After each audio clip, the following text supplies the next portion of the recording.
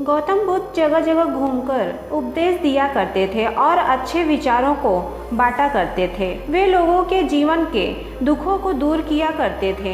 उनकी बातों को सुनकर लोग बहुत खुश हो जाते थे, इसलिए लोग उन्हें बहुत पसंद किया करते थे। लेकिन कुछ ऐसे भी लोग थे जो गौतम बुद्ध को ईर्ष्या से देखा करते थे।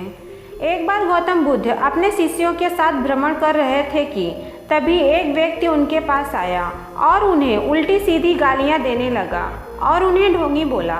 यह सब सुन लेने के बाद भी महात्मा बुद्ध ने कोई भी प्रतिक्रिया नहीं दी।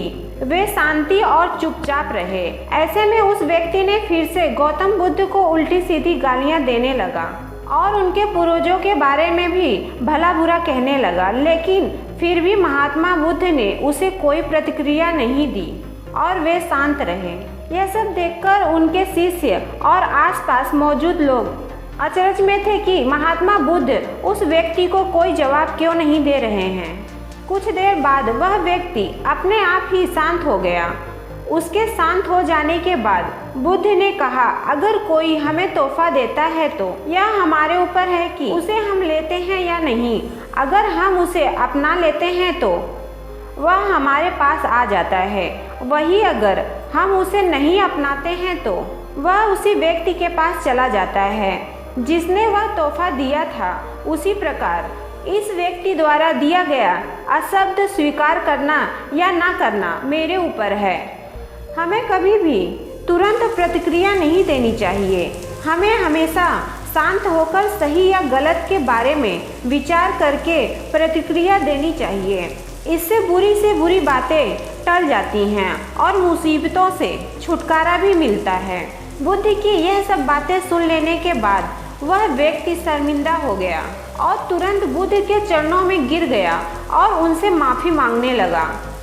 बुद्ध ने उसे माफ़ कर दिया और फिर आगे बढ़ गए।